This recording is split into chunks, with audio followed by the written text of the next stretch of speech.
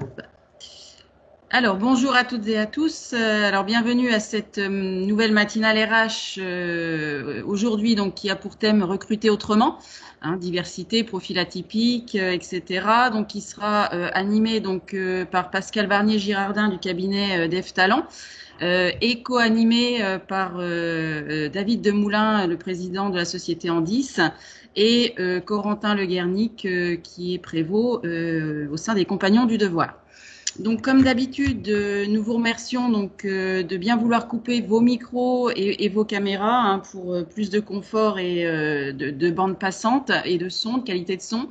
N'hésitez pas si vous voulez intervenir, poser des questions. Donc le chat est opérationnel, donc il n'y a pas de souci, on suit les questions, on y répondra autant que possible.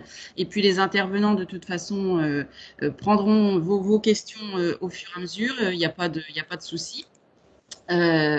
Vous pouvez aussi utiliser le petit icône, hein, lever la main pour pouvoir intervenir au fur et à mesure. Et il y aura un temps d'échange à la fin de cette présentation, de toute façon, pour échanger avec les intervenants. Nous enregistrons comme d'habitude le webinar hein, pour que vous puissiez le revoir en replay si vous le souhaitez ou les personnes qui n'ont pas pu être présentes. Et à la fin, nous vous enverrons le support comme d'habitude. Donc, nous poursuivons donc aujourd'hui encore en visio, malheureusement au vu du contexte sanitaire. Nous espérons le mois prochain pouvoir reprendre en présentiel ou au moins présentiel et visio. Voilà, refaire un format un peu hybride, mais voilà, reprendre un petit peu normalement nos cycles de matinale. Voilà, je vous souhaite une bonne réunion et je passe la main à Pascal Barnier-Girardin. Bonjour à tous, ravi d'animer cette matinale RH. Le recrutement finalement est quelque chose qui est toujours d'actualité dans les entreprises, quelles que soient les circonstances.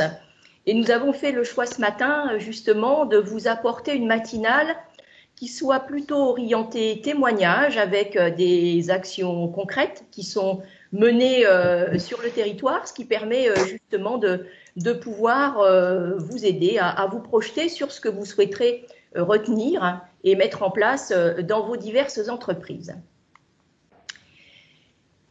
On va rappeler que le recrutement et la méthode qui va être choisie, elle est faite en rapport des axes stratégiques de l'entreprise. Alors, je prends le contrôle pour avancer. Excusez-moi, je suis en train de me caler. Donc, en fait, c'est en fonction des axes stratégiques qu'une entreprise va décider la manière dont elle va recruter et de son contexte. Si on a une ou deux personnes par an, si on a des volumes plus importants, si on est en phase de croissance, de décroissance, de stabilité, si on a besoin d'évoluer vers des métiers différents, complémentaires, si on est une TPE, une PME ou une ETI, et enfin, si on est sur des profils de poste pour lesquels on va avoir plutôt du choix de candidats ou plutôt des postes pénuriques, eh bien, c'est en amont qu'à l'échelle de la direction, ce type de décisions doivent être prises. Alors, je vais commencer à vous faire travailler un petit peu avec une question. D'après vous, quel est le coût d'un recrutement raté? Alors, je vous invite à répondre dans le chat. Ce qui vous vient spontanément à l'esprit sur le coût d'un recrutement raté, à moins que vous ayez déjà les réponses.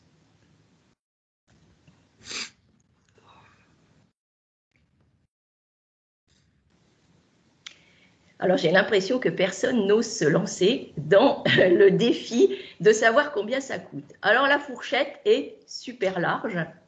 Ah, je vois quelqu'un qui est en train d'écrire. Alors, on va attendre la réponse. Alors, ça dépend du profil que l'on souhaite. Il faut savoir que ça va de 20 000 à 200 000 euros. Et que l'ensemble de ces coûts-là, alors le coût moyen, il gravite plutôt autour de 40-50. Néanmoins, c'est un chiffre énorme. Qu'est-ce qu'on a en fait dans ce coût-là? Eh bien, on va avoir Finalement, si c'est raté, ça veut dire qu'il faut faire deux processus de recrutement. On va avoir l'intégration de la personne, on va avoir les collègues qui ont passé du temps, on va avoir le sentiment d'échec, la personne va repartir avec une mauvaise estime d'elle-même, et donc je vois effectivement des commentaires sur le coût psychologique, et finalement, alors que l'argent et l'investissement peut être mis en amont, en préparant, eh bien, beaucoup d'entreprises le font de manière intuitive et spontanée avec les échecs que les entreprises rencontrent fréquemment. Je ne dis pas que c'est le cas de nos participants d'aujourd'hui, mais en tout cas, c'est quelque chose qui est très courant. Alors, bien sûr, pour recruter, le premier réflexe, à la fois des candidats et à la fois des entreprises, c'est d'avoir recours au CV. Alors, le CV, il est très critiqué dans les publications RH. Pour autant, ça reste encore l'outil qui est majoritairement utilisé. Ayons en tête aussi que le CV, c'est finalement la principale cause de discrimination à l'embauche. Parce que spontanément, en fonction d'informations qu'on va voir sur le CV, on va considérer, avec un regard parfois en diagonale, que la personne a le profil ou n'a pas le profil. Beaucoup de recruteurs, donc là je dis recruteurs au sens large, hein, manager, chef d'entreprise, fonction RH ou spécialiste du recrutement, même s'il y a des pratiques qui évoluent, ont l'habitude de chercher ce qu'on appelle une sorte de clonage de parcours. On veut des personnes qui ont travaillé dans le même secteur, on a envie d'avoir plutôt les diplômes qu'on connaît, on a envie de certain nombre d'années d'expérience. Et finalement, en voulant mettre dans des cases, on peut potentiellement freiner la dynamique et la performance. Et ça, c'est quand même une difficulté. Si on veut faire évoluer les entreprises, il ne faut pas hésiter à ramener de la diversité. Et quand je parle de diversité, c'est la diversité au sens large.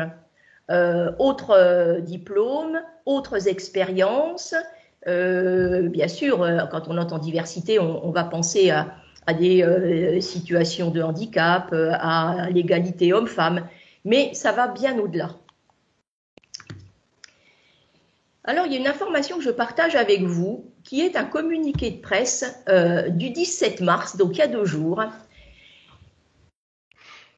Et en fait, on peut être tous surpris que le premier moteur de recherche d'emploi au monde, Indeed, se re-questionne sur la pertinence de la lettre de motivation.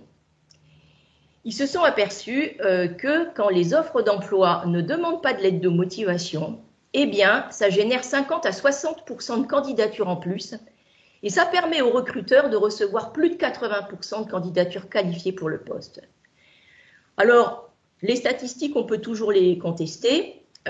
Pour autant, ça montre quand même que c'est énorme. Alors, ça me conduit à vous poser la question, d'après vous, qu'est-ce qui fait qu'il y a beaucoup plus de candidatures quand on ne demande pas de lettre de motivation?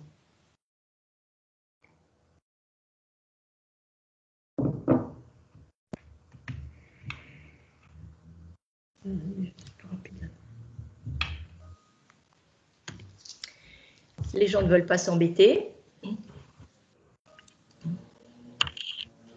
C'est un frein. C'est plus rapide pour le candidat. Les gens ne savent pas forcément écrire. Alors en fait, il semblerait que le grand responsable de tout ça, il s'appelle smartphone. Parce que comme les personnes, elles ont envie de faire les choses rapidement, leur CV, il va être enregistré dans leur smartphone en pièce jointe. Mais une lettre de motivation, ça doit être retravaillé spécifiquement en fonction du poste.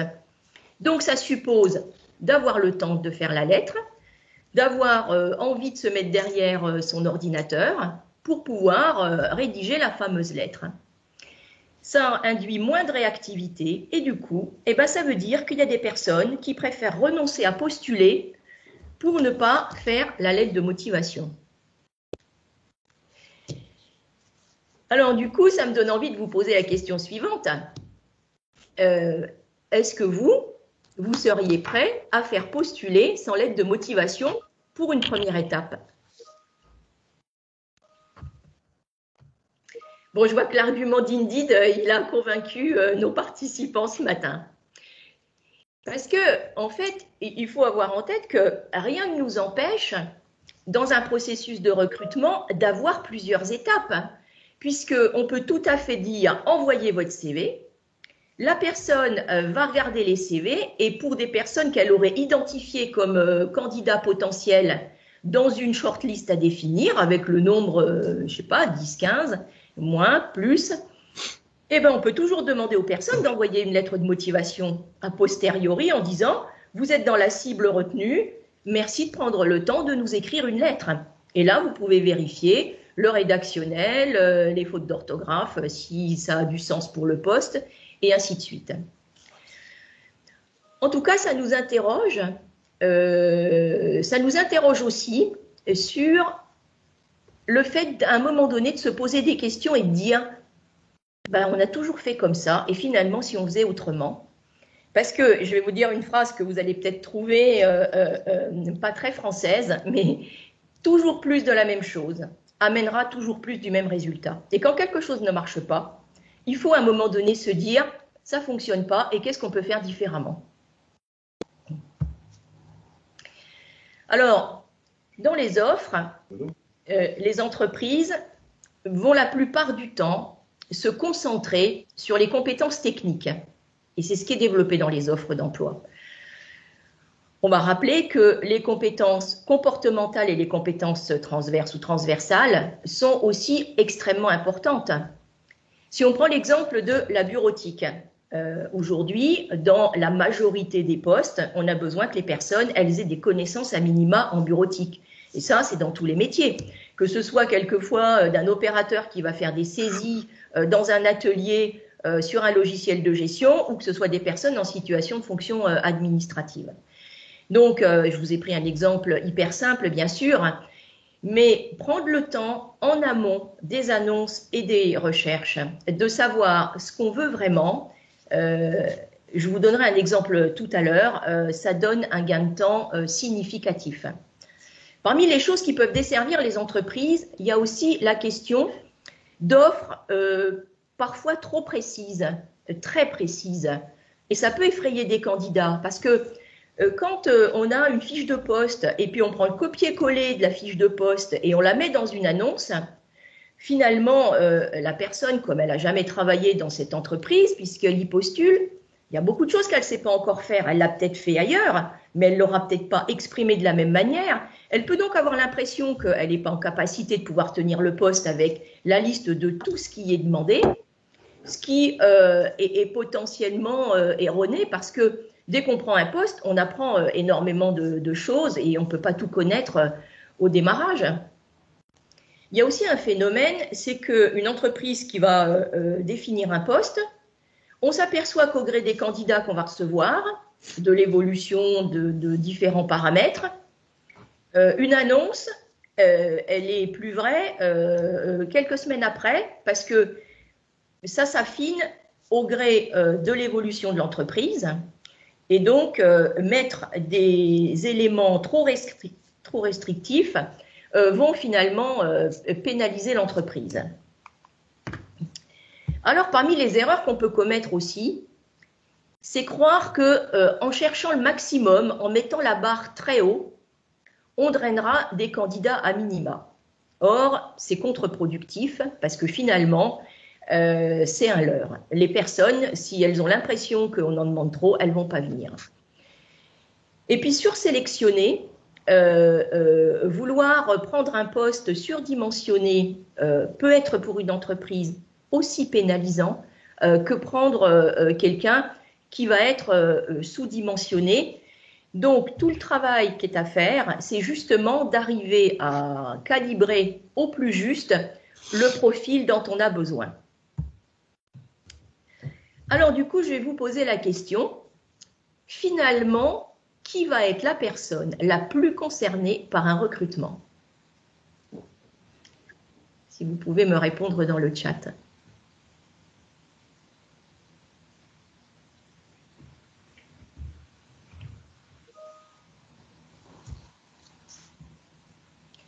Le collaborateur du candidat.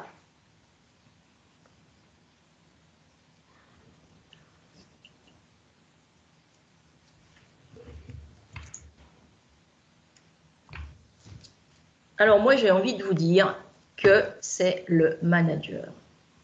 Ce que j'appelle le manager, le chef d'équipe du candidat, voilà. En fait, ce que j'appelle le manager, c'est la personne qui va directement encadrer la personne qui va être embauchée. Or, quelquefois, c'est des choses qui sont prises en charge par le dirigeant, par la fonction RH, voire même sous-traité. Coup de fil à une agence d'intérim, vous m'envoyez tel profil, en donnant très très peu d'informations. Or, finalement, celui qui va avoir la chance d'avoir trouvé la perle rare, ou celui qui va potentiellement pâtir d'un recrutement qui n'est pas à la hauteur de ses attentes, c'est bien celui qui va encadrer la personne. Or, si on regarde, si la plupart des managers sont formés au recrutement, la réponse, elle est rarement oui. Bien sûr, quand je prends la parole ici, je vais vous parler sur des généralités, il y a forcément des exceptions. Et là, aujourd'hui, on va parler, on va dire, de ce qui ressort de, on va dire, la courbe de Gauss et de ce qui se produit majoritairement. Et c'est un vrai paradoxe de ne pas suffisamment former les managers au recrutement. Donc, vous aurez compris que ce que j'ai envie de vous suggérer, c'est que le profil soit défini avec le manager concerné. Donc, quand je dis défini, ça veut dire que le travail, avant de commencer le recrutement, c'est un temps à passer avec le manager.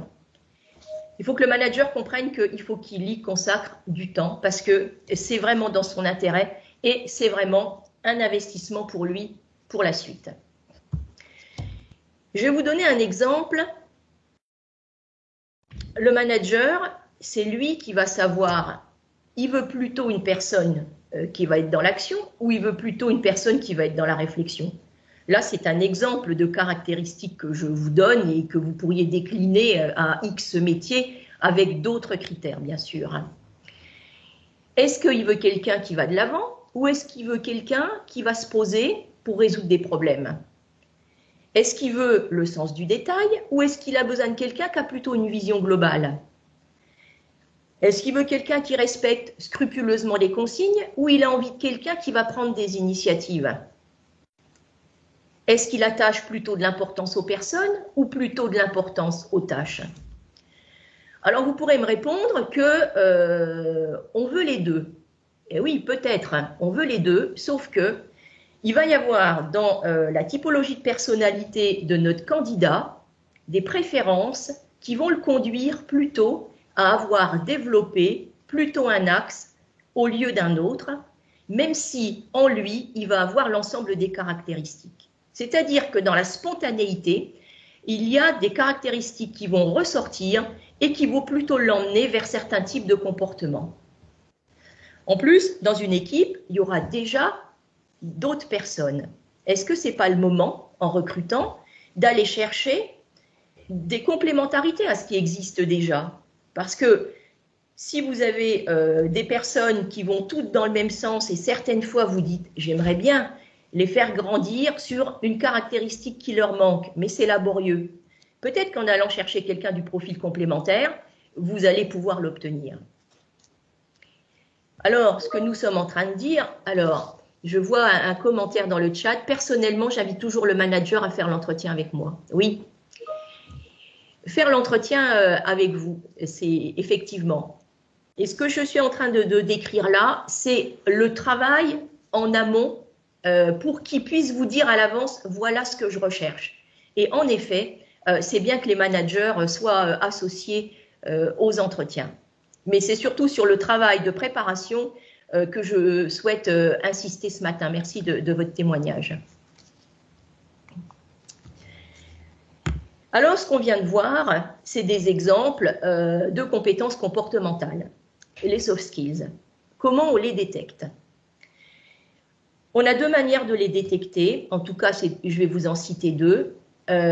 C'est les recruteurs pendant les entretiens, et c'est pour ça que les personnes dans certaines sociétés vont multiplier les entretiens pour qu'un maximum de personnes de l'entreprise aient pu entendre la personne pour arriver à les détecter.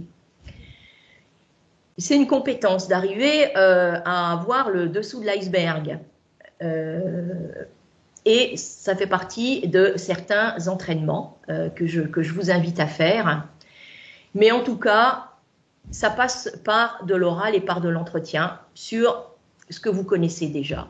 Il y a aussi, bien sûr, des tests. Mais les tests, en fait, ils sont assez peu pratiqués. Les statistiques de l'APEC nous indiquent que c'est seulement 20% des cadres qui passent par des tests. Et pour les non-cadres, c'est encore moins, et c'est beaucoup, beaucoup moins, puisque les tests, ça représente un coût. Et donc, les entreprises ne font pas toujours ce choix-là, pour des raisons aussi financières qu'on peut tout à fait comprendre. Ce qui ressort dans les études toutes récentes sur des compétences transversales recherchées, ce serait la capacité à apprendre, à s'intégrer dans l'équipe et la motivation. La motivation, alors, il y a l'envie de travailler, bien sûr, la motivation qui va rejoindre aussi l'envie de travailler, c'est quelque chose qui peut évoluer dans le temps. Et on peut avoir une personne qui va être très motivée au départ et finalement, les choses vont s'éroder. Donc, selon si nous avons des missions plutôt courtes ou plutôt longues, du CDD ou du CDI, c'est important d'arriver à détecter, en fonction de ce que nous allons proposer comme poste, si la personne va se sentir motivée sur du court terme ou si elle peut se sentir motivée sur du long terme. Parce que ce que je vais vous dire là est une évidence, mais ce n'est pas parce qu'on sait faire un travail qu'on aime faire ce travail. Or, la motivation, elle va rejoindre le fait d'avoir envie de le faire dans la durée, parce qu'on aura réussi à y donner du sens.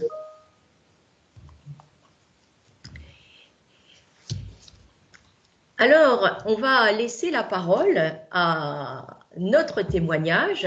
Donc, David Demoulin, je vous laisse vous présenter et puis je précise pour nos participants que nous avons fait le choix ce matin de fonctionner dans un mode questions-réponses.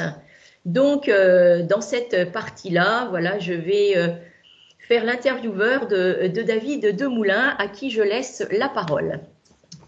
Bonjour à tous. Donc, je suis David Demoulin, président de l'entreprise Andis, qui est une entreprise adaptée. Voilà.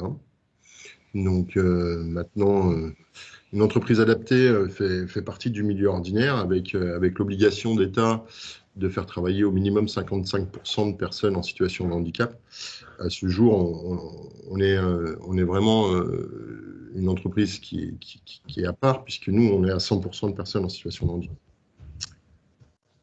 Voilà pour la présentation. Alors, vous allez donc nous présenter votre fonctionnement pour des personnes qui sont éloignées de l'emploi et qui apportent à la fois une qualité de prestation et une optimisation des coûts si on le compare avec le recours habituel à la prestation ou au travail temporaire. Est-ce que vous pouvez nous en dire davantage ? Alors effectivement, sur l'entretien, sur les entretiens, on fonctionne d'une façon complètement différente. Nous, à chaque fois qu'on cherche un profil, on a des partenaires à l'emploi de personnes en situation de handicap. Et pour toute offre, on reçoit toutes les personnes qui postulent sur le poste. Pourquoi ? Puisque on va chercher des compétences transversales dans leur CV et bizarrement, on va chercher ces compétences-là principalement dans ce qui se trouve en bas du CV et qui est plus orienté sur du personnel. Je vais donner un exemple. On a rentré 2 personnes il y a peu de temps qui étaient passionnées et par la mécanique auto et par la mécanique moto et qui font de l'assemblage mécanique dans les entreprises, alors que si on s'était focalisé seulement sur leur parcours professionnel, on n'aurait pas recruté ces personnes-là. On réalise au quotidien des prestations en entreprise. Et pour ce faire, on constitue des équipes pourvues d'un responsable qui est chargé d'encadrer la production ainsi que le personnel sur place. Donc, en fait, vous avez une équipe avec un responsable qui vient donc dans l'entreprise pour pouvoir réaliser donc cette prestation dans les murs de votre client. Quels sont les avantages pour les entreprises qui vous font travailler ? Au-delà d'une implication sociale et sociétale, je dirais la compétitivité, la maîtrise des coûts, puisqu'on facture à la pièce, à la prestation, économique, puisqu'on se trouve être moins cher que du travail temporaire classique, et puis une fiabilité, je dirais, etc., puisqu'il y a beaucoup d'autres points, et nos salariés sont beaucoup plus impliqués que le salarié lambda. Alors oui, justement, ça me faisait penser, quels sont les avantages pour vos salariés ? Au-delà de retrouver un emploi, vous voulez dire ? Oui. La sécurité, puisque la sécurité pour nos salariés, ça reste un besoin fondamental. Maslow, avec sa pyramide des besoins, ça leur permet aussi de reprendre confiance en eux. Les changements extérieurs commencent toujours par un changement intérieur, c'est pas moi qui le dis, c'est Albert Einstein. Ça leur permet également d'appartenir à une entité, et c'est vraiment des besoins.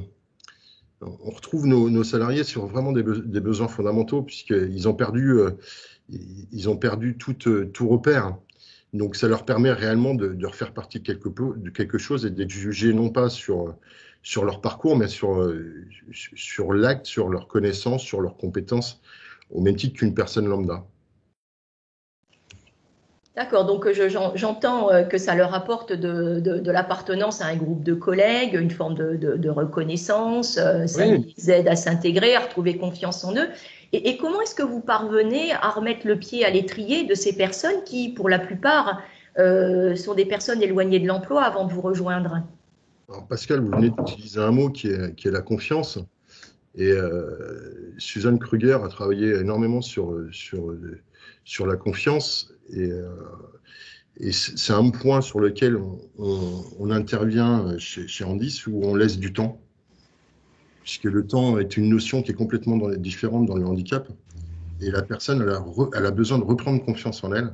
Et pour ce faire, on utilise une période de mise en situation professionnelle afin de lui redonner des habitudes et d'aller effacer les mauvaises habitudes qui sont prises par l'inemploi. La plupart de nos salariés, ils ont eu 2 à 3 ans d'inemploi. Et du coup, on prend des mauvaises habitudes. J'ai fait partie de ces personnes-là qui ont eu un temps d'inactivité longue. Et si on les remet directement en industrie, eh bien, la marche est trop haute. Donc, on prend 15 jours, une semaine, 15 jours, suivant les cas. On n'est pas figé pour leur redonner confiance. Ils reprennent confiance en eux. Quelle est la taille de votre entreprise actuellement et sur quel métier et quelle mission vous vous trouvez ? Alors, on a fini l'année, une année un peu particulière, puisque une année de Covid. On a eu notre agrément d'État il y a un tout petit peu plus d'1 an. Et malgré ce contexte, on a fini l'année 2020 avec 14 salariés. Et un sujet qui est récurrent dans la gestion du personnel, c'est la fidélisation. Comment ça se passe chez vous ? En premier lieu, je dirais qu'on considère les personnes non pas pour ce qu'elles sont au départ, mais pour ce qu'elles peuvent devenir. Et ça leur permet de reprendre confiance en elles. Et puis après, on les fait monter en compétences, hein, comme toute entreprise, à travers des formations. Alors, nous sommes une jeune entreprise qui mettons les moyens aussi sur le management de proximité. Pour nos équipes, à ce jour, on a quatre encadrants, deux qui sont formés et qui ont eu des formations tout le long de l'année 2020, et deux qui sont en cours de formation. Et finalement, si on se permettait de comparer, quelle différence vous verriez entre vos salariés de votre entreprise adaptée, je vois une question dans le chat et on va y répondre juste après, et le fonctionnement habituel que nous avons dans les entreprises? Ah, effectivement, oui, on est sur un fonctionnement complètement différent avec des personnes qui sont différentes. Les personnes, elles ont eu un parcours, un vécu qui est compliqué, dû à une maladie ou un handicap, ce qui leur a donné une forme de résilience ainsi qu'une forme de persévérance que la plupart des personnes communes n'ont pas. Hier, on avait échangé, Pascal, ensemble sur les différents handicaps, sur les formes, sur la gravité, sur le pourcentage de handicap. Et en fait, on s'aperçoit que finalement, on a beau créer des cases en disant, bon, ben voilà, tel handicap, il est plus important que tel handicap. Pour celui qui le vit, eh bien, le handicap, même s'il est physique, et encore une fois, je vais prendre mon cas, j'ai eu un accident du travail qui m'a touché le 3, le 4 et le 5. Et pour autant, bah, ça a beau être un handicap qui paraît léger, eh bien, ça m'a empêché de travailler pendant un certain nombre d'années. Et il a fallu que je me réinvente, que je repasse des diplômes pour pouvoir réexister. Donc, on est vraiment sur des personnes complètement différentes. Nos salariés, à l'heure d'aujourd'hui, on est plus sur de l'acceptation. Nos salariés, ils ont entre 40 et 61 ans. Et on a beaucoup travaillé sur ça, puisqu'on aimerait faire rentrer plus de jeunes au sein de notre structure. Et c'est compliqué parce que les jeunes qui ont suivi un cursus scolaire, ils n'ont qu'une envie, c'est d'être comme tout le monde. À ce jour, c'est la plus grosse difficulté qu'on ait. Nous, les personnes qu'on accueille, c'est des personnes qui ont accepté qu'elles étaient différentes de telle façon à pouvoir se réinventer et passer au-dessus de leur handicap. Je vois dans le chat que nous avons deux questions. On vous demande la formation se fait dans quel domaine et qu'en est-il de la formation pour les encadrants? Alors, encore une fois, elle est, on va mettre des éléments manquants à chaque personnel, qu'il soit encadrant ou pas. Sur le secteur. Bienvenue. Tu partes ou pas? Il y a quelqu'un qui a son micro qui est resté allumé. Alors, jusqu'à le à ce jour, sur deux activités complètement différentes. Une en assemblage principalement mécanique, électronique et électrotechnique, et l'autre sur du reconditionnement, où là, on a vraiment deux secteurs d'activité. Il y a des personnes qui pensent ne pas avoir, et pour la plupart, hein, ils pensent ne pas avoir les connaissances, et on va les gratter justement dans leur passion et autres, en leur montrant que si, elles peuvent avoir une partie de connaissances. Pour d'autres, il va falloir leur faire des formations en mécanique, par exemple. Pour les encadrants, il y a des encadrants qui ont une grosse connaissance théorique et technique, et qui finalement n'ont pas du tout de connaissances au niveau managérial. Là, pour certains, pour un d'entre eux, on est passé par un coaching qui a duré 1 an, pour qu'il sache prendre confiance en lui et se poser comme manager. Il y a d'autres personnes, d'autres encadrants, qui n'ont aucune connaissance handicap, où là, on a fait passer des formations sur le handicap à proprement dit. Mais le handicap est tellement large qu'il y a aussi une part d'auto-formation. nous, on vient les épauler au quotidien sur cette auto-formation. J'ai répondu à votre question. Je pense que oui. On vous adresse un merci. Alors actuellement, quels sont les enjeux de votre structure? Les enjeux, il y en a plein, ils sont économiques. Il y a une partie économique, puis il y a une partie aussi qui nous tient à cœur, où on fait monter, on veut se développer encore plus que ce qu'on est déjà. On est à l'écoute des besoins des entreprises auboises et sont prêts à nous développer sur d'autres activités que le mécanique et leur conditionnement. On a un potentiel d'ouverture de métier qui est très très large. Il suffit de venir nous voir avec un projet et puis on y travaille. On est sur un projet de recyclage aussi à l'heure actuelle. On travaille dessus. On est vraiment à l'écoute de tout projet. Finalement, une entreprise d'accueil, alors on répondra ensuite à la question où êtes-vous basé, une entreprise d'accueil chez qui vous êtes, qui aurait repéré l'un de vos salariés et qui voudrait le débaucher pour l'avoir dans sa structure en CDI, est-ce que c'est possible? C'est possible, puis c'est même conseillé de le faire. Il y a une entreprise avec laquelle on travaille depuis maintenant l'ouverture, puisque c'est notre premier client, qui s'appelle l'entreprise L'Arbaletier, qui a fait ce choix. On a 6 personnels chez elle à l'heure actuelle.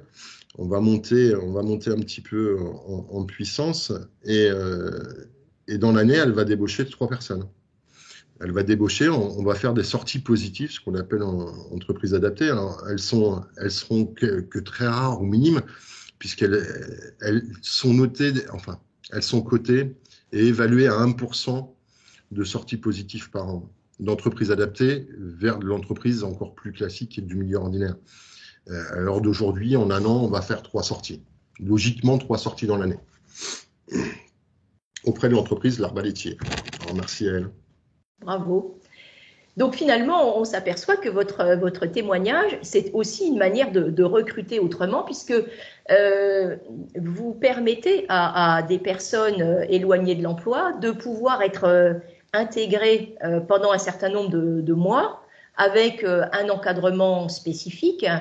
Et cette manière de procéder est finalement aussi une forme d'innovation, de passer par un contrat de prestation avec une prestation complète, parce que ça libère l'entreprise d'aspects chronophages pour lesquels l'entreprise n'est pas forcément compétente pour pouvoir gérer l'intégration et l'encadrement du public que vous avez chez vous. Vous nous avez dit en préambule que c'était des solutions économiques, puisque j'ai bien entendu que vous nous avez dit rémunération à la tâche. Vous arrivez à fidéliser votre personnel, donc on a juste envie de vous dire bravo pour ce que vous faites à l'échelle sociétale. Je vais inviter les participants, si vous avez d'autres questions, n'hésitez pas à les poser à David Demoulin. Alors moi, je dirais, Pascal, je dirais bravo à eux, puisque à partir du moment où les personnels ils sont dans les entreprises, c'est notre vitrine et c'est eux qui vont nous permettre de nous développer dans l'entreprise elle-même. Et puis dans d'autres entreprises, puisque il n'y a pas de meilleure publicité que la publicité qui vient de nos propres clients. Absolument. Alors, je ne vois pas de questions complémentaires dans le chat. Alors, où êtes-vous basé si on n'y avait pas répondu à celle-ci? Alors, notre siège est à la Technopole de l'Aube, avec un atelier, un petit atelier. Donc, et puis, si vous voulez venir nous rencontrer, les portes sont ouvertes. Merci. Merci à toi, Pascal.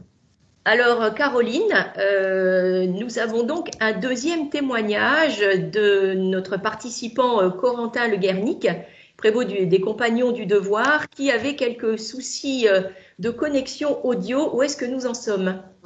Je l'ai eu au téléphone, a priori il est connecté, il nous entendait, donc je pense que ça doit être possible de son côté. Corentin, est-ce que c'est bon pour vous?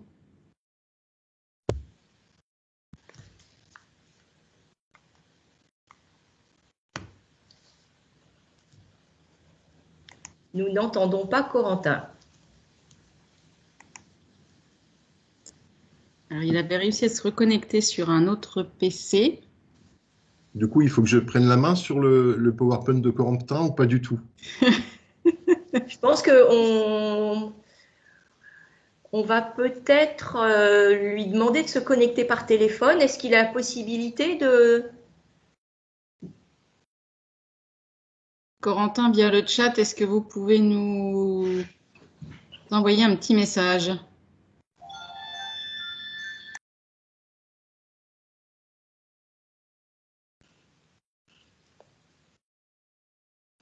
En fait, il faudrait qu'il vous appelle et qu'on ait le son par téléphone avec vous, peut-être, Caroline.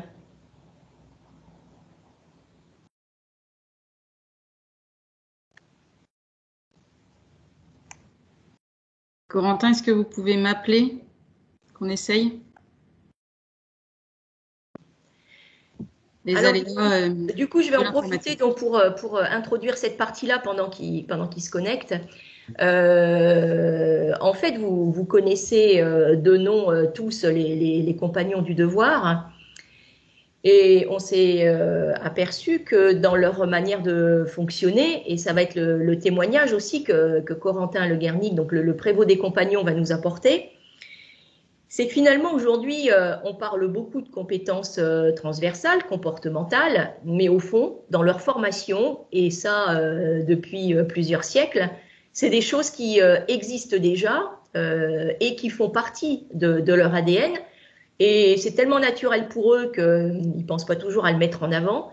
Mais quand on compare avec d'autres situations ou d'autres types de formations, eh bien, ça nous amène à nous apercevoir et à constater une fois de plus que le temps consacré au développement du savoir-être, au développement de la vie en société, avec les collègues, ça permet d'avoir des professionnels d'une qualité et d'une fiabilité que beaucoup d'entreprises recherchent. Et c'est ce qui nous a conduit aujourd'hui, dans le cadre de se recruter autrement, de se dire qu'ils avaient leur place avec nous parce que on ne pense pas forcément aux formations auxquelles ils préparent. On les voit plutôt vers le monde du bâtiment, alors que vous verrez dans le témoignage que c'est beaucoup plus large que ça, qu'ils préparent aussi à des métiers de l'industrie, et c'est là tout l'intérêt de pouvoir leur permettre de s'exprimer avec nous aujourd'hui. Après, Pascal, oui. Puisque nous, encore une fois, on travaille différemment des autres entreprises, si Corentin il n'arrive pas à se connecter correctement, je peux aller le chercher. Il se trouve quand même à 400 mètres de la Technopole. Autrement, je vais le chercher, puis il se met devant mon ordinateur, ça ne me pose pas de problème. Alors, on peut aussi faire ça. C'est une bonne idée. Et donc, du coup, je vais parler du troisième témoignage pendant que vous allez le chercher, et on fait les choses dans ce sens-là. Je vois ça avec Caroline. Merci de votre agilité. Alors, je vais passer donc à la troisième partie de notre témoignage de ce matin. Alors, je fais défiler le PowerPoint de Corentin pour aborder quelque chose que je voulais vous partager. Vous aurez remarqué qu'on est en direct, hein, donc quand on est en direct, eh bien, on fait de l'ajustement de direct. Caroline, vous m'entendez? Oui, Pascal, excusez-moi. Alors, David est parti chercher Corentin pour que Corentin se mette derrière le PC de David. Oui, il y va. Voilà. Alors, on va y arriver. Excusez-nous pour ces... Je vais aborder donc le troisième témoignage comme il me concerne. Du coup, ça va être permettre de pouvoir le faire maintenant. Je voulais vous partager une expérience que j'ai faite en faisant une présélection sans CV. ce qui nous a permis de recruter un profil atypique pour le poste. Et quand j'évoquais tout à l'heure élargir la base de candidature, eh bien, ça a été un moyen de pouvoir le faire. Alors, de quoi s'agit-il concrètement? J'ai créé une association à Troyes qui s'appelle la Cravate Solidaire. En 2 mots, sa vocation, c'est de donner une tenue professionnelle à des personnes éloignées de l'emploi et de les préparer à un entretien d'embauche avec des bénévoles RH. Les vêtements sont collectés dans les entreprises et donc les bénévoles RH sont des managers, fonctions RH ou dirigeants d'entreprise. Donc ça, c'est dans le cadre d'activités, on va dire, d'engagement sociétal et bénévole. Et donc, pour faire fonctionner cette association, nous avons besoin d'un responsable opérationnel pour coordonner les ateliers. Ateliers appelés ateliers coup de pouce, pour des personnes qui sont en bout de chaîne de l'insertion. Et au moment de recruter ce profil, on s'est dit, finalement, on va chercher plutôt ESS, est-ce qu'on va chercher plutôt conduite de projet? On ne va pas trouver quelqu'un qui a déjà exercé un poste similaire. Donc, comment est-ce qu'on a envie de préparer notre recrutement? Alors, on a donc choisi une méthode d'observation au poste de travail qui représente environ 3 jours de consultant, et c'est ce que j'appelle le travail en amont pour nous faire gagner du temps après, et qui est une méthode qui est plutôt utilisée fréquemment quand on a plusieurs recrutements dans l'année ou sur plusieurs mois d'un même poste pour avoir déjà identifié le profil. Parce que si on recrute un certain nombre de personnes qui vont occuper le même poste, évidemment, tout le temps de préparation que je suis en train de vous décrire et que je vais vous démontrer aura été largement amorti. Alors, la fiche de poste, l'annonce, on l'a décrite avec 3 missions. Alors, les documents que je vais vous montrer, c'est les annexes de nos documents de travail. Donc, je ne vous invite pas du tout à tout lire, je vous montre juste la trame pour que vous voyez comment ça a fonctionné. En fait, donc, on a considéré que dans ce poste-là, il y avait 3 missions qui étaient assurer, maintenir un fonctionnement opérationnel de l'association, ce qu'on a décrit dans l'offre, qui était développer des nouveaux partenariats et qui était d'animer la communauté de l'association. Et donc, dans le profil recherché, on n'a pas mis de critères. On a juste mis, tu as envie de te lancer dans une nouvelle aventure dans le monde associatif, tu souhaites t'investir dans un projet à long terme, alors ce poste est fait pour toi.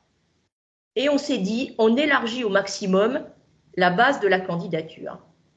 Mais dans les 5 comportements attendus qu'on a précisés, ils sont extrêmement importants parce que c'est eux qui vont sous-tendre la plateforme digitale qu'aura servi à la présélection. Et donc, on a identifié une attention portée aux autres, de la solidarité, de la méthode, de la minutie et de l'autonomie. Et avant d'arriver à ces 5 comportements attendus, ça a nécessité un travail de plusieurs heures pour faire ces choix-là plutôt que d'autres. Donc, on a fait une cartographie de ce métier. La cartographie, c'est un document de 10 pages. Et donc, on a donc identifié ces 3 missions. Et c'est ces 3 missions du fonctionnement opérationnel, des partenariats et de la communauté qu'on a redécortiquées en capacité professionnelle. Donc, on les a observées à l'aune des comportements de sociabilité, du contexte dans lequel ça s'exerce, en recherchant les capacités. Et ce sont ces capacités qui ont fait l'objet d'un paramétrage dans une plateforme digitale.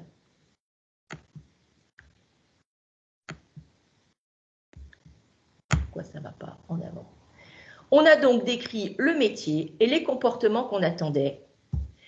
On a aussi fait le choix de, leur donner une hiérarchisation avec la même manière que celle qui est utilisée pour apporter des évaluations sur les langues étrangères. Vous voyez les C1, les B1, les A1, etc.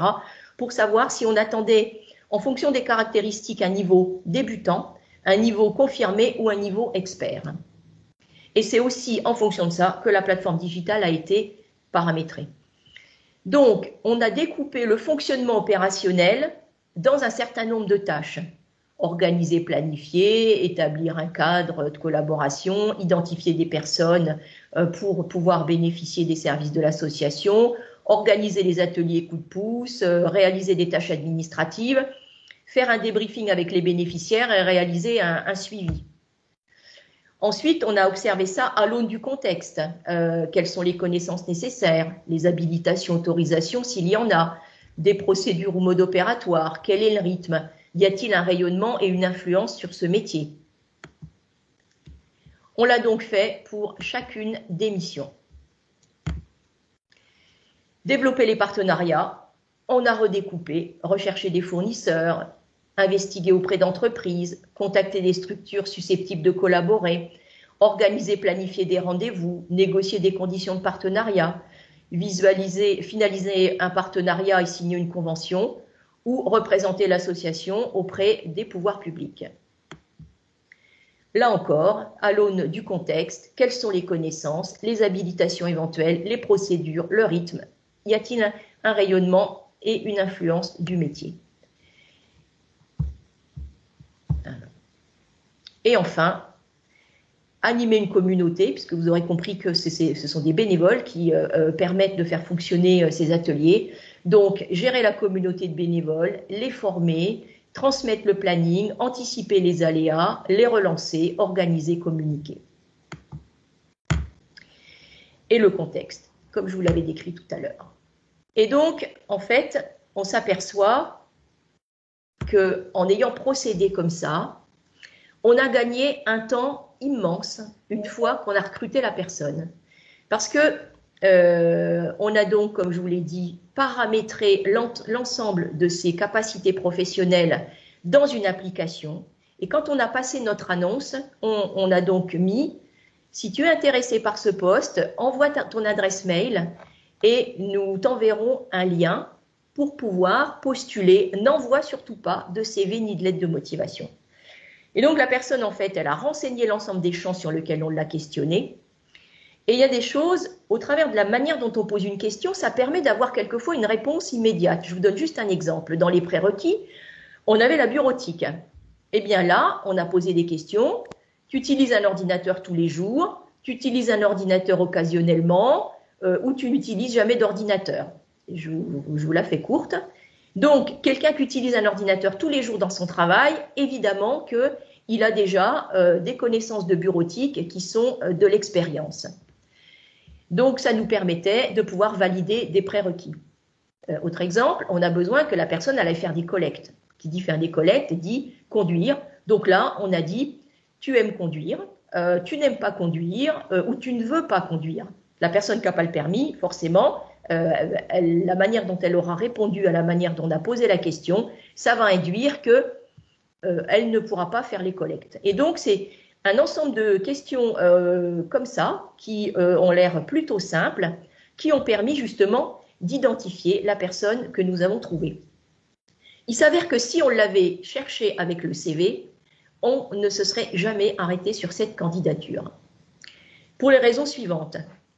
C'est qu'en fait, les compétences qu'elle exerce dans ce métier-là, ce n'est pas dans sa vie professionnelle principalement qu'elle les a développées, mais c'est dans sa vie associative. Or, quand on regarde un CV, eh bien, on ne va pas forcément avoir le réflexe d'aller décortiquer les quelques lignes des loisirs et des activités périphériques à la vie professionnelle. Donc, ça nous a permis de recruter quelqu'un qui avait le potentiel de nos activités professionnelles exercer potentiellement dans d'autres activités, mais duplicables à nous, ce qui posait absolument aucune difficulté. Et au niveau de l'intégration au poste, c'est super facile parce que cette cartographie que je vous ai montrée, qui est illisible à l'écran, mais c'est pour que vous voyez tout le travail de fond qui a besoin d'être fait dans l'exemple que je vous cite, eh bien, en fait, à l'intégration, c'est super facile parce qu'elle sait exactement ce qu'on attend d'elle. Nous, on a aussi une visibilité rapide sur la montée en compétences.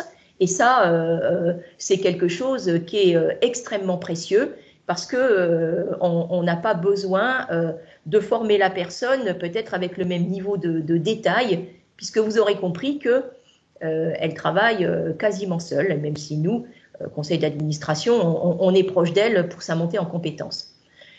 Voilà donc ce que je voulais vous partager comme témoignage. Alors, donc on va laisser la parole à Corentin dans 2 minutes, puisqu'il est arrivé dans le bureau de David. Donc on est content que l'organisation ait fait que vous habitiez pas loin l'un de l'autre au niveau de vos bureaux respectifs. Je vais donc terminer sur le point que j'évoquais. Pour faire des présélections sans CV, il y a des sociétés qui aujourd'hui forment les managers à ça. Il y a un grand nom des agences d'intérim que je ne citerai pas, qui a monté un CFA spécifique pour former des personnes à savoir le faire. Elles utilisent pour ça les référentiels de compétences clés par métier. Elles observent des candidats de mise en situation et ensuite elles font des débriefs axés sur les compétences.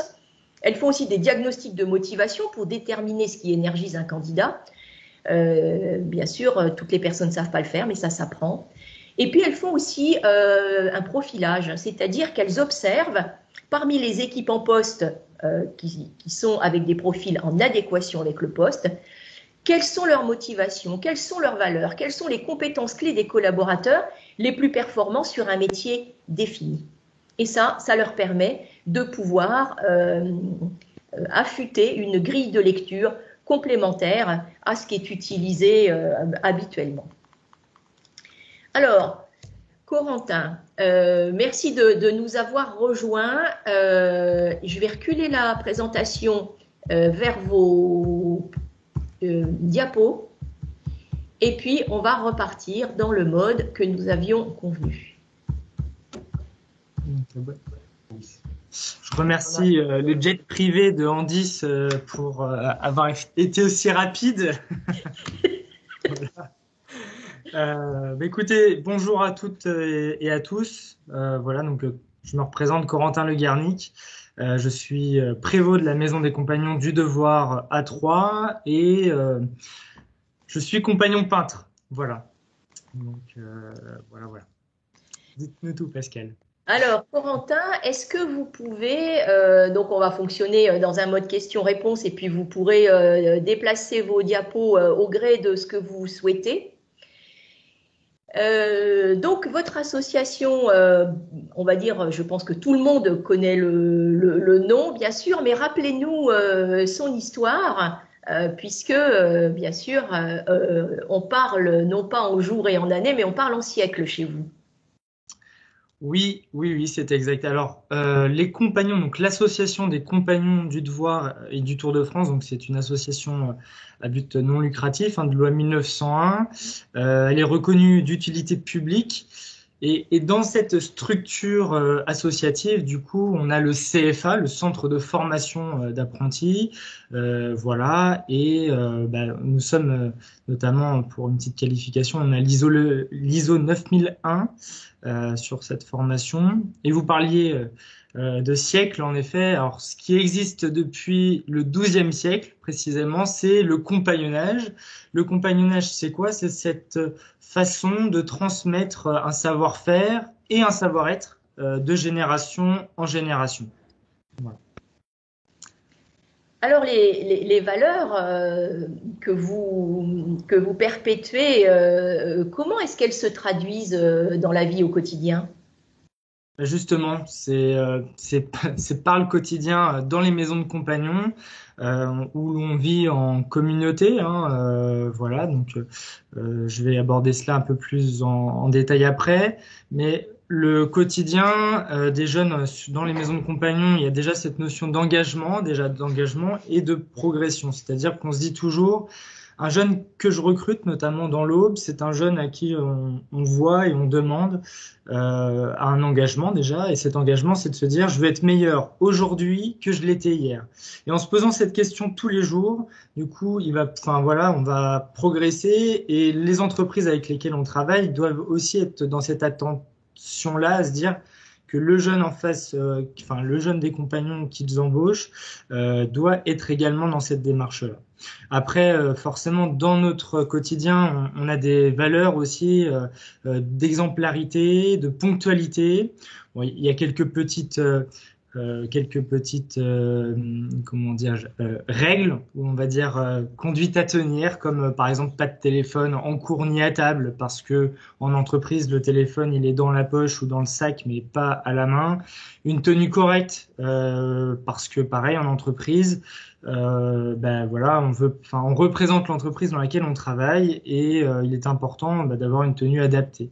Et puis dans le fonctionnement, chacun participe un peu à la vie de la maison des compagnons. Ils sont chez eux, donc du coup voilà, entre sortir les poubelles, mettre la table, faire la vaisselle, faire un peu le ménage également. Ça peut paraître anodin, mais pour des jeunes qui ont 15, 20, 25, 30 ans, malgré tout, des fois, ils sont en autonomie, un peu comme en autonomie. Cette communauté, moi, je la considère un peu comme une famille. Enfin, c'est pas un peu, on se veut très familial avec cette transmission, comme je disais, de génération en génération, où les plus anciens, un peu comme le grand frère, vient accompagner les plus jeunes. Voilà. Alors, je dis grand frère, mais ça peut être grande sœur, bien évidemment. Alors justement, cette transmission du savoir qui fait partie de l'ADN des compagnons du devoir, concrètement, comment est-ce que ça fonctionne? Oui, eh ben, je vais prendre mon exemple parce que c'est celui que je connais le mieux et puis c'est pertinent. Mais du coup, voilà, j'ai appris mon métier, j'ai fait un apprentissage pendant 2 ans pour être peintre en bâtiment. Et puis, du coup, durant déjà cette formation, c'est un formateur compagnon qui m'a transmis son savoir-faire. Suite à cet apprentissage qui dure 2 ou 3 ans selon les métiers, parce que dans l'industrie, on est plutôt sur 3 ans d'apprentissage. Après, j'ai décidé de partir sur ce Tour de France pendant 5 ans. Et puis, là encore, on retrouve des compagnons bénévoles qui ont déjà vécu ce Tour de France, cet apprentissage en France, dans différentes entreprises, PME, PMI, très grandes entreprises. Voilà, voilà. Et puis, comment dirais-je? Et du coup, moi, j'ai été reçu compagnon à l'issue de ce Tour de France. Et maintenant, en tant que prévôt, compagnon du devoir, c'est mon devoir de compagnon de transmettre à la nouvelle génération qui arrive. Alors, transmettre, on peut être formateur également, comme je le disais tout à l'heure, ou prévôt. Là, voilà, c'est plutôt pour diriger une maison de compagnons. Voilà, donc c'est parce que la moitié de nos jeunes finissent chefs d'entreprise, donc c'est vrai que c'est aussi une bonne façon de pouvoir s'entraîner. Alors, je suis à la Technopole de l'Aube, je trouve que c'est aussi c'est assez fort, hein, je veux dire comme image, parce que c'est vrai. Je trouve que le compagnonnage c'est un incubateur de compétences, justement, ça permet à chacun de pouvoir s'entraîner, recommencer, se tromper, recommencer sans trop d'impact, on va dire dans l'entreprise. En tout cas, les jeunes s'essayent chez les compagnons pour pouvoir être plus sûrs d'eux, plus compétents après dans les entreprises. Et puis, pour terminer sur ce propos-là, donc sur l'Aube, par exemple, on a 80 compagnons bénévoles qui accompagnent les jeunes qui vivent dans la maison des compagnons les soirs de 20h à 22h après leur travail en entreprise, et le samedi de 8h à 17h. Voilà. Est-ce que vous pouvez nous parler des formations auxquelles vous préparez? Parce que spontanément, quand on a entendu parler de vous il y a très longtemps et qu'on n'est pas forcément avec des données actuelles, on pense que vous préparez au métier du bâtiment et de l'artisanat, mais finalement, quand on y regarde de plus près, c'est beaucoup plus large. Est-ce que vous pouvez nous parler des formations que vous préparez? Oui, alors j'affiche les 30, aujourd'hui c'est 32 métiers qu'on retrouve à l'association des compagnons du devoir. Alors c'est vrai qu'on a une étiquette, les compagnons du devoir, très bâtiment, construction des cathédrales.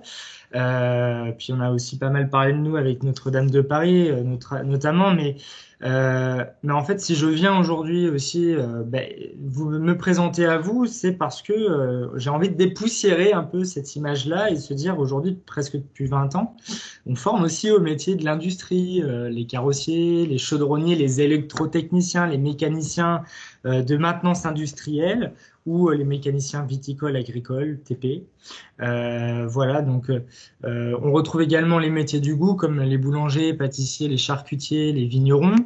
Voilà, tout ça c'est assez peu connu en tout cas et on travaille également avec les matériaux souples, notamment on a voilà, je parle des maroquiniers, on travaille beaucoup avec Hermès, Louis Vuitton, Longchamp ou encore en local avec l'entreprise Manufacture Troyenne de Maroquinerie qui est également une entreprise de luxe dans ce domaine-là. Donc les entreprises sont variées et du coup vous voyez aussi les filières également. Voilà. L'apprentissage, la façon de transmettre chez les compagnons, si on parle un peu d'alternance, on va être sur une alternance de 4 à 6 semaines dans l'entreprise pour 2 à 3 semaines maximum au CFA des compagnons du devoir. Donc 6 semaines, 2 semaines, 6 semaines, 2 semaines. Donc c'est en moyenne 75% du temps que nos apprenants passent en entreprise. Et durant les 6 semaines, soit les jeunes sont résidents, donc la journée, ils travaillent en entreprise et le soir, ils rentrent dans la maison des compagnons la plus proche de chez eux. Ou alors, de toute façon, durant leurs 2 semaines de formation, ils sont systématiquement résidents dans la maison pour justement avoir cet esprit de communauté, de partage, d'entraide et de responsabilité. Rappelez-nous combien de maisons de compagnons existent en France? Au total, on a 58 maisons de compagnons en France. Alors, on a des petits points de passage, si je parle de Langres, par exemple, qui n'est pas une maison de compagnons, mais on a un vivier d'entreprise et du coup, on a des appartements là-bas. Donc, au total, ça fait 120 points de passage en France. Et avec l'étranger, je crois qu'on a également à peu près 150 points de passage également. Voilà. Et ce sont du coup des lieux d'hébergement, de restauration, le lieu de formation également, où on transmet justement ce savoir-être et ce savoir-vivre ensemble, quoi, voilà. Alors, quelle est la force de votre fonctionnement dans vos maisons de compagnons? Il y a une caractéristique, je crois savoir que ces maisons sont bien tenues. Est-ce que vous pouvez nous en dire davantage? Oui, alors des fois ça peut choquer quand je disais tout à l'heure, on n'a pas de surveillant, on n'a pas de pion, on n'a pas. Je disais vraiment tout à l'heure, c'était c'est un fonctionnement familial. C'est les plus vieux qui veillent sur les plus jeunes. Et malgré cela, on a quand même une maîtresse de maison qui est un peu la maman dans cette maison, qui est là qui est assistante sociale, voilà, qui s'assure un peu du suivi administratif des jeunes, de les accompagner dans leur dossier de demande d'aide, etc. par exemple. Et le prévôt qui est lui un peu le papa de l'entreprise, de la maison des compagnons. Aujourd'hui, sur 3, si je prends l'exemple, on a 88 résidents, donc il y a tout sauf des aubois qui viennent partout en France, voire même de l'étranger, voilà, qui ont déjà de l'expérience et qui viennent sur l'eau pour pouvoir intégrer des entreprises et partager un peu leur expérience, mais surtout être un peu une éponge de techniques des entreprises qui ont des spécificités, des savoir-faire.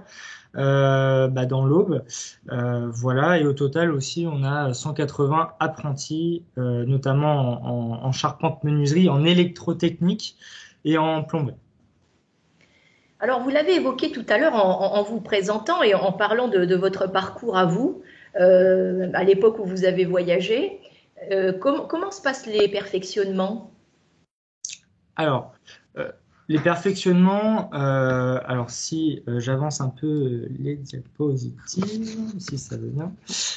Du coup, suite à l'apprentissage, donc une entreprise auboise qui prendrait un apprenti, par exemple, il faut savoir qu'il n'y a que 30% des jeunes qui partent sur le Tour de France et qui souhaitent se perfectionner jusqu'à la licence professionnelle. Corentin, la diapo n'a pas été avancée, on est toujours sur les métiers. D'accord. Tac. Voilà. Là, on est sur les 4 parcours de formation proposés, c'est juste? C'est juste, exactement. Donc là, c'est vraiment les trois profils, les quatre profils qu'on propose aux entreprises. Donc les apprentis, alors les prépa métiers, ce qu'on appelle maintenant des post-bac, des jeunes qui ont déjà eu un bac et s'orientent dans une filière professionnelle. Les prépa Tour de France itinérants, ça c'est les jeunes qui ont déjà un diplôme et qui peuvent intégrer les entreprises avec déjà des compétences pour se perfectionner. Et la formation continue pour des adultes, notamment en reconversion professionnelle. Donc comme je le disais, dans l'apprentissage, notamment, on n'a que 30% des jeunes qui souhaitent partir sur le Tour de France parce que quitter le cocon familial, voyager, c'est pas fait pour tout le monde.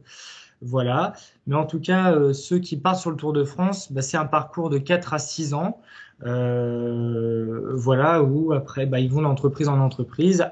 Je le redis, moi si je prends mon exemple, j'ai aussi bien travaillé dans la rénovation d'HLM dans une entreprise de 40 salariés que dans une entreprise artisanale, on n'était que 2 à faire que du particulier, et à la fin du monument historique où j'ai pu travailler au château de Versailles, au château de Rambouillet, au château de Saint-Germain. Voilà, c'est cette multitude d'expériences qui forge les compétences et qui forge, on va dire, le professionnel de demain.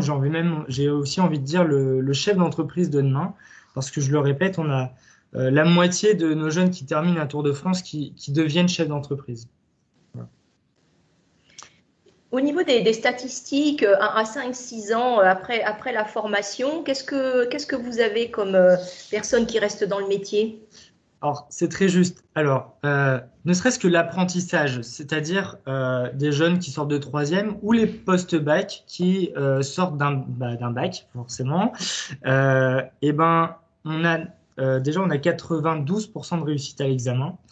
Et sur ces réussites-là, on a 9 jeunes sur 10 qui sont toujours dans l'emploi, dans le même métier 6 ans après.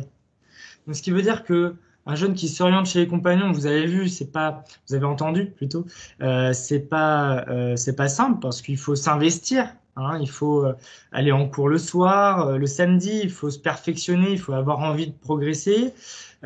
Du coup, c'est vraiment les jeunes que nous recrutons, que je recrute dans l'Aube notamment. C'est vraiment de se dire, prendre la voie de l'artisanat ou de ces métiers manuels, c'est pas une voie de garage. Et quand on recrute, c'est vrai que c'est un chiffre qu'on parle pas souvent, et on m'a demandé de le mettre en avant, notamment aujourd'hui, qu'on forme dans des métiers où, on peut se dire qu'après l'apprentissage, ils vont pas se réorienter vers autre chose. C'est plutôt une voie choisie et définie au préalable. Alors pour les entreprises qui nous écoutent ce matin, si on se posait la question de quelle différence ça fait avec d'autres centres de formation, qu'est-ce que vous avez envie de nous répondre? Je vais un peu, au risque de me répéter, mais voilà, nous sommes plus qu'une formation. Je veux dire, on n'est pas là pour transmettre seulement un savoir-faire et se dire aux jeunes, merci. Et puis, dans 6 semaines, une fois que vous avez fait votre période en entreprise, on est là pour apporter des réponses finalement aux entreprises qui sont déçues par l'alternance, par peut-être un certain manque de motivation pour certains jeunes qu'ils ont pu avoir. Nous, grâce à la rigueur, grâce au savoir-faire et surtout au savoir-être de nos formations, de notre façon finalement de travailler. Alors notre façon de travailler, c'est simple, c'est l'esprit d'équipe, c'est ensemble on va y arriver, ensemble on va progresser.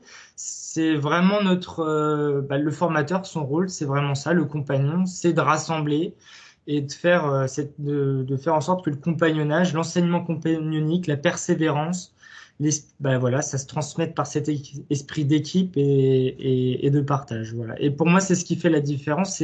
C'est cette transmission des valeurs qui sont liées à l'emploi et aux salariés, quoi. Voilà. Alors aujourd'hui, donc on est en mars 2021. Quels sont vos enjeux? Quel est le message que vous souhaitez passer aux entreprises qui nous écoutent? Au risque, je vais aussi me répéter, mais on ne fait pas que des métiers du bâtiment. Voilà, ça c'est le premier métier, c'est le premier message que je voulais faire passer aujourd'hui. Et le deuxième, c'est-à-dire que Nous, aujourd'hui, chaque année, on a des électrotechniciens, des mécaniciens de précision, des chaudronniers, des mécaniciens de maintenance industrielle, enfin, tous les métiers. Et je recherche chaque année des entreprises pour ces jeunes qui arrivent dans l'aube. Enfin, je vois l'année dernière, j'ai un électrotechnicien qui est arrivé. Enfin, voilà, il avait 4 ans d'expérience. Je ne connais pas assez d'entreprises dans ces secteurs-là. Du coup, enfin, voilà, c'est pas comme un boucher ou comme un peintre, vous le tapez sur Internet, paf, vous avez la liste des peintres qui arrivent. Mécanicien de maintenance, vous tapez mécanicien de maintenance, il y a que quelques entreprises qui font vraiment que de ça. Et du coup, enfin voilà, du coup, nous recherchons des entreprises pour positionner ces jeunes, aussi bien les jeunes qui se sont engagés sur le Tour de France, donc à progresser dans leur métier, dans leur vie quotidienne, mais aussi pour des apprentis. Parce que sur 3, notamment, on va ouvrir un bac pro électrotechnicien à la rentrée de septembre, et on va continuer notre BTS électrotechnicien sur 3 également. Et puis les autres, les mécaniciens de maintenance, ça se passe sur Reims, la formation. Voilà. Et puis nous, de notre côté, sachez qu'on continue, nous, à recruter dans les collèges, les lycées, les facs. On va aussi dans les missions locales, les pôles emploi, vraiment au plus proche des candidats pour pouvoir parler de ces secteurs d'activité qui recrutent. Et alors, donc, une fois qu'ils sont formés et qu'ils deviennent donc professionnels et non plus apprentis, ces personnes, en fait, elles sont adaptées pour quel type d'entreprise? De la petite entreprise, la moyenne entreprise, de la grande entreprise? Pascal, il y a pas de règle en fait. C'est chacun a ses préférences. C'est aussi ça hein, le but du voyage. C'est, enfin voilà, pour ma part, j'ai beaucoup aimé finalement dans toute mon expérience, j'ai beaucoup aimé la rénovation de monuments historiques et en même temps j'ai aussi aimé le particulier. Après, il va falloir faire un choix. Alors, c'est sûr qu'on se crée un réseau d'entreprises finalement par ce voyage en allant d'entreprise en entreprise. Et après, c'est les entreprises qui nous rappellent pour dire bon, quand est-ce que tu as terminé ton Tour de France? Moi, je veux bien te récupérer. Enfin, je veux bien que tu reviennes chez nous. On a une place pour toi. Et finalement, c'est pour ça qu'on a aussi 100% des jeunes qui ont du travail. C'est parce que c'est le réseau. Hein. Et il n'y a pas forcément d'entreprise particulière. C'est chacune d'entre vous ici présente avait quelque chose à apporter. Faut juste, j'ai envie de dire, être un peu sexy, un peu attractif pour pouvoir faire en sorte que les jeunes puissent revenir aussi chez vous. Voilà. Merci Corentin pour tous ces éléments. Donc nous allons laisser la place aux questions-réponses de nos participants de ce matin. Si vous souhaitez poser vos questions à Corentin, n'hésitez pas.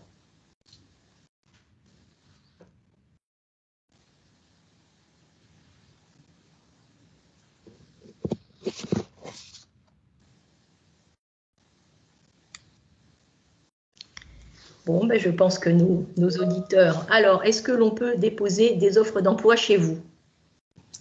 Oui. En fait, les offres d'emploi, elles passent par moi. Je suis celui qui recrute et celui qui met en relation. Je fais ce que j'appelle les mariages. Alors, je ne sais pas si, de toute façon, vous aurez sûrement mes coordonnées, mais en fait, voilà, je vous invite à soit m'appeler ou me laisser un email. Et là, du coup, tac, vous avez mes coordonnées ici. Donc, prévost3@compagnon-du-devoir.com et mon numéro de téléphone direct. Ce serait même bien si on pouvait se voir un petit coup, parce que je pense qu'on peut avoir aussi un bon échange. Parce que là, j'ai d'autant plus, ça fait 26 ans que je suis dans la société, donc j'ai vu le métier évoluer de l'intérim. Mais là, j'ai notamment des demandes où on me demande des apprentis pour faire partie de certaines écoles. Alors, pour rien vous cacher, j'ai notamment Mercedes, donc l'école, l'Académie Chopard. Qui recrutent, ils ont une douzaine de jeunes à former. Donc, c'est après un BTS, un bac plus 2 pour la partie commerciale, où ils sont en apprentissage pendant 1 an. Donc, ça peut intéresser peut-être certains élèves, parce qu'ils ont la partie commerciale, mais ils ont aussi la partie atelier, où là, ils peuvent former quelqu'un Donc, ils font des sélections, etc. Mais je sais, comme dans beaucoup d'écoles, ils ont du mal aussi à trouver les élèves. Et là, ils nous demandent, nous, en tant qu'agence d'intérim, de leur recruter justement des jeunes pour faire la formation en apprentissage. Donc, je pense qu'on peut avoir un échange dans le sens où c'est pareil. C'est vrai que je ne savais pas, moi. En fait, on en apprend tous les jours. Je pensais que les compagnons du devoir, c'était vraiment que le bâtiment. Donc, je suis heureuse d'apprendre que finalement, il y a l'industrie et tout. Et c'est vrai qu'on a de plus en plus des demandes, mais en plus en CDI. Donc, c'est vraiment pour des postes en embauche. C'est ce que j'avais mis tout au début de la réunion. À l'heure actuelle, sélectionner les candidats, c'est pour ça que nous, notre méthode de travail, c'est de faire passer les gens parce que je ne me fie pas au CV et surtout pas aux lettres de motivation. Parce qu'en effet, il y a des fois, on décèle des choses chez des candidats et on se dit, tiens, ça pourrait correspondre.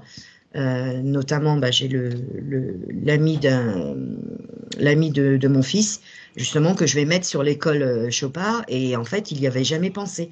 Et quand je lui ai parlé, il m'a dit, mais putain, c'est génial, quoi. J'ai dit, voilà, pendant un an, tu es en apprentissage, tu vas apprendre le métier et tu es formaté aussi quelque part par l'enseigne, mais ils intègrent la GNF. Ils vont à l'école directement automobile. Donc voilà, il y a ce genre de profil et c'est vrai qu'on a de plus en plus des demandes pour des CDI et je pense qu'on peut avoir une aide mutuelle. Pareil, moi, si j'ai des candidats, parce qu'on a de plus en plus de jeunes, je peux vous les envoyer et vice-versa. Enfin voilà. Parce qu'on a vraiment du mal, la motivation des gens, c'est surtout ça qui est le plus important parce que les gens sont plus motivés. Après, pour X raisons, on a eu l'occasion de se retrouver toutes les agences d'intérim avec Pôle emploi il y a quelques mois qui voulaient encore apporter des aides. À un moment, j'ai tapé du poing sur la table et j'ai dit stop aux aides, quoi. J'ai dit non, les gens, ils veulent pas aller travailler. Donc, on est dans un système où les gens ont du mal. Alors, je suis d'accord, peut-être manque de motivation, on leur apporte peut-être pas assez, etc. Mais enfin, on a tous commencé au SMIC, quoi. Il y a un moment, faut faire ses preuves, quoi. Donc voilà, je serais heureuse si on pouvait se voir un petit coup et échanger et voir un peu comment on pourrait travailler ensemble. Si ça vous gêne pas. Et avec plaisir. Et vous avez mes coordonnées. Ouais, ça marche. Super. Merci à vous. Merci. Est-ce que nous avons d'autres questions? Ça serait plus un témoignage qu'une question, si je peux me permettre. Je suis l'assistante de direction relais RH sur le centre AFPA de Pont-Sainte-Marie. Et je voulais témoigner effectivement des savoir-être des personnes qui ont suivi les compagnons du devoir, puisque dans notre centre, nous avons eu l'occasion de recruter sur des formations courtes des personnels en CDD qui n'avaient pas forcément le titre professionnel de formateur pour adultes, qui avaient des compétences métiers et qui ont suivi les formations des compagnons du devoir. Et je voulais témoigner qu'effectivement, pour nous, c'est vraiment un gage de valeur et de savoir-être parce qu'on retrouve des professionnels qui ont une posture qui va au-delà parfois de ce qui est attendu. Et juste pour ça, voilà, je voulais faire un petit clin d'œil aux compagnons du devoir. Merci beaucoup. Merci pour eux.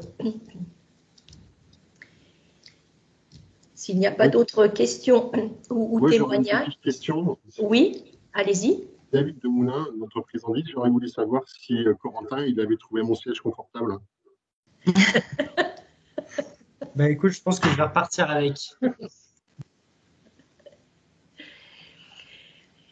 Alors, ce que je vous propose, donc, nous arrivons au terme de notre matinale. Je vais donc reprendre la main sur les slides que nous avions à vous présenter. Je vais en profiter pour rappeler aussi que dans les recruter autrement, pensons à la mobilité interne, parce que la mobilité interne, c'est permettre à quelqu'un qui a peut-être besoin de se renouveler, qui a du potentiel à développer. Quelquefois, c'est hyper frustrant pour des collaborateurs de voir qu'on est allé chercher à l'extérieur alors qu'on avait quelqu'un qui aurait pu prendre le poste. Donc, j'invite les entreprises à se poser la question au moment où elles décident de la manière de recruter. Et pensez aussi à la cooptation, parce que la cooptation, c'est quelque chose qui se redéveloppe. Moi, je connais des entreprises qui disent à leurs collaborateurs Si tu m'envoies quelqu'un et que cette personne est embauchée, parce qu'elle aura répondu à l'ensemble des critères de ce qui est recherché, eh bien, le collaborateur qui a envoyé quelqu'un va percevoir une prime. Alors, ça peut choquer certains. Je vous dis simplement que ça se pratique, et ça se pratique encore plus dans les environnements pénuriques, pour des environnements de techniciens, d'ingénieurs. Voilà, je laisse l'idée mûrir en fonction de vos contextes à vous pour voir si ça peut s'adapter dans vos situations. Dans les recruter autrement, on peut aussi parler du recrutement par simulation, donc la méthode des habiletés que Pôle emploi en son temps, ANPE en 1995, avait donc commencé à mettre en place. Ça donne de bonnes statistiques puisque parmi les personnes qui passent ces simulations, il y en a 1 sur 2 qui est embauché. Moi, j'ai été amenée à l'utiliser. Je vais vous donner un exemple tout simple. On recrutait des personnes pour travailler en production en métallurgie. Et avec les méthodes des habiletés, on avait besoin de savoir si la personne avait la vision en 3 dimensions. Ça, vous ne le verrez pas sur un CV, vous ne le verrez pas sur une lettre de motivation. Eh bien, au travers on va dire des tests qui étaient faits, ça permettait tout de suite d'avoir la réponse si la personne, elle avait ou pas la vision en 3D. Et bien sûr, ça se décline aux habiletés qu'une entreprise aura besoin pour recruter ses professionnels. Pensez aussi aux SMS de motivation pour démarrer un processus. Je vous parlais tout à l'heure de l'association La Cravate Solidaire. On a recruté un volontaire en service civique et on a demandé de postuler avec SMS de motivation pour démarrer le processus. Ça n'a l'air de rien, mais ça vous dit si la personne elle a su respecter les consignes, si elle a su vous écrire 3 lignes, si elle a su démontrer sa motivation de manière synthétique. Rien n'empêche après de demander le CV, de faire des entretiens et de poursuivre. Mais en tout cas, pour sélectionner, c'est une méthode qui, pour certains postes, je dis bien pour certains postes, peut fonctionner. Après, il y a les préqualifications téléphoniques aussi. Ça peut prendre du temps, mais ça peut aussi donner un éclairage complémentaire.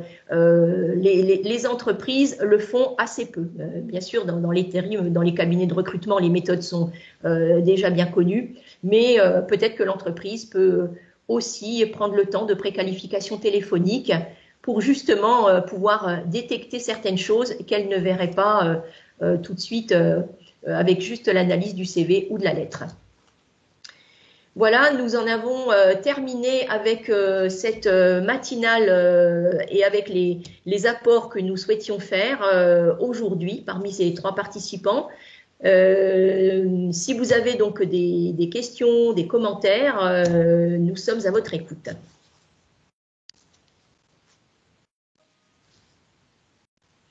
Oui, vous aurez le PowerPoint.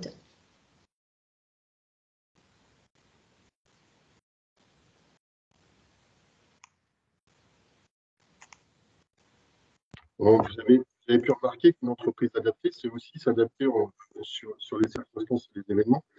En allant chercher Corentin, on a fait preuve d'adaptation par rapport aux circonstances. Réactivité.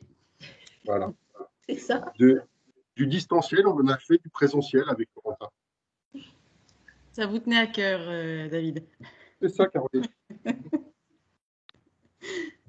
N'hésitez pas si vous avez des compléments d'informations à demander à chacun des intervenants. C'est le moment. Sinon, vous aurez leurs coordonnées pour reprendre contact individuellement sans souci. On sait que si on a des problèmes de connexion, on peut aller chez David. Tout à fait, Elisabeth.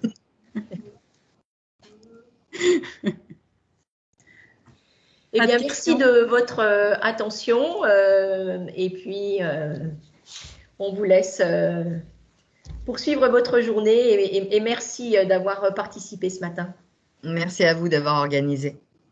Merci Pascal, merci David et merci Corentin pour vos interventions de qualité respectives. Et puis on espère que voilà, ça a répondu à certaines de vos interrogations ou vous a donné des compléments de méthodes pour pouvoir recruter autrement.